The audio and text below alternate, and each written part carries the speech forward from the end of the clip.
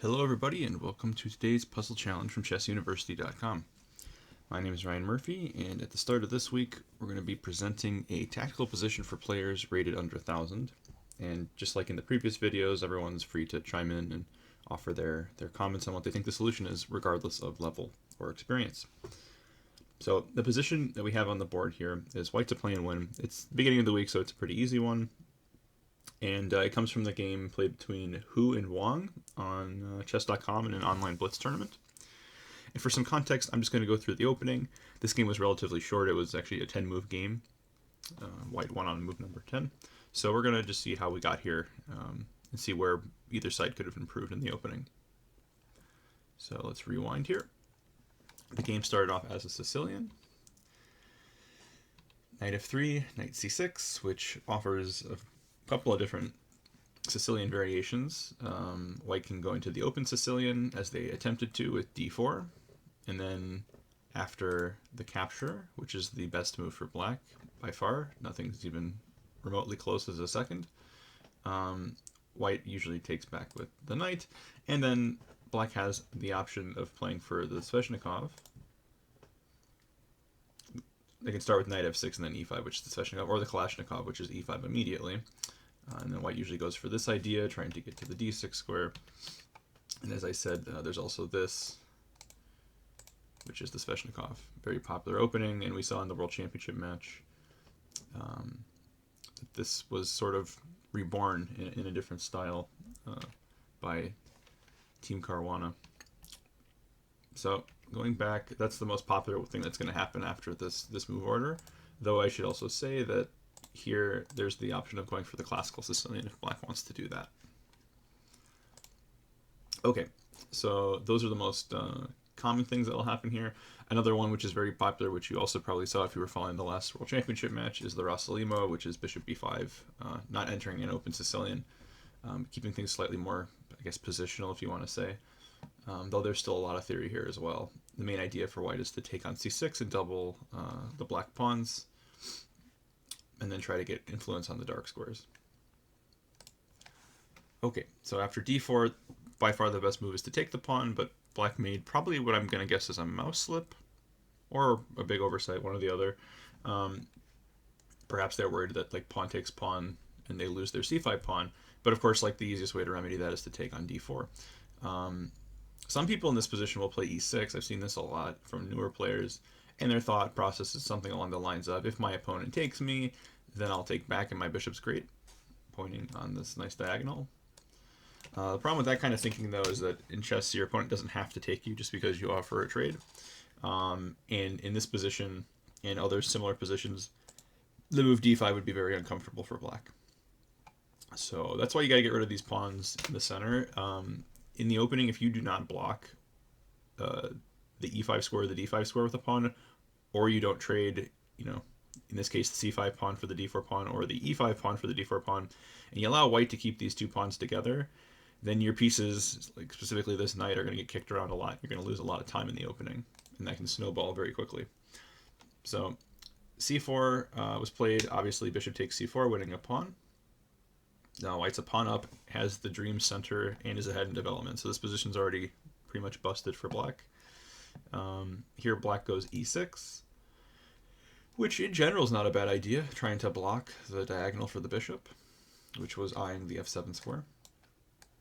But it sort of runs into some tactical trouble, which only gets worse because of the following moves. Maybe slightly better, and we're talking about differences of like, how bad is it? Trying to find the lesser of evils. Would have maybe been d6, so that in case of d5, knight b8, this isn't lethal. d5 I think would actually be a strategic error for white in this position because it blocks the bishop. Even though it gains space, this type of structure gives some dynamic chances for black down the road. The knight can, find its way back into the center on these two possibly very good squares. And the lead in development starts to matter a bit less unless white can achieve the move e5 in the near future after castling. Then black would still be in tons of trouble. Okay, so bishop c4, e6, and as we saw a moment ago, d5, pretty good move here. Again, probably black should move the knight instead of taking, but they took.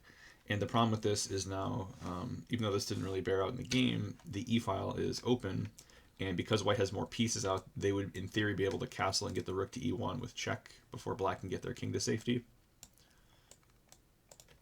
So this is already not a good, even though the e file is open for both players, the fact that white's ahead in development means it's more relevant for them, because they're going to be able to use it in many more cases. Okay, so pawn takes d5, knight c to e7, and d6, kicking the knight again. And already this thorn pawn on d6 is very, very annoying because it prevents the development of this bishop. The knight on g6 is also very bad because it prevents the development of the bishop to the g7 square through fianchetto. So basically, yeah, black's king's not going to escape the center in this game. They're basically gonna get checkmated in the center. So here white plays very directly. If you want, you can pause the video and see what you would play, but this move's pretty good. It threatens checkmate. Okay, so white played queen d5, very direct. Black found a good way to defend. Queen f6. Note that knight h6 would not be a good way to defend, because this knight is not actually a stable defender. It can be removed by means of bishop takes h6. And then there would be a mate.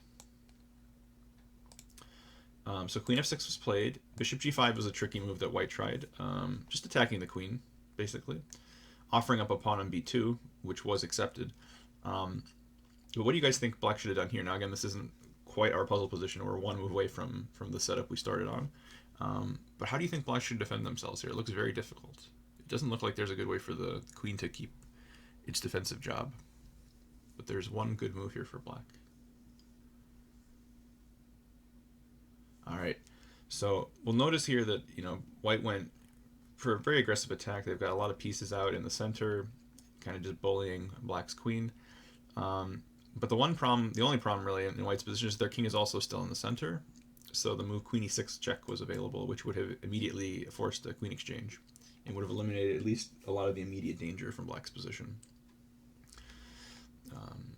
If takes, take like this, and it's still not pretty. White's still a pawn up, but this pawn is hanging on d6, and black's not getting mated anytime soon. So this is a huge improvement over what happened. So in the game, queen takes b2 is played, trying to grab a free pawn and maybe even a free rook in the corner, but unfortunately for black, they overlooked something, and that's the critical position for our puzzle challenge video. So hopefully you guys can solve this one white to play and win, and if you do solve it, please check out our website, chessuniversity.com. If you post the solution before we post our official solution tomorrow, about 24 hours after we put this video up on YouTube, you can get rewards, or at least points towards future rewards on the site. So hope to see you guys there. We're trying on a slightly new posting schedule this week. Let us know what you think of it. We're posting a little bit later just to see how it interacts with people on different time zones. So thanks for watching, and we'll see you guys tomorrow.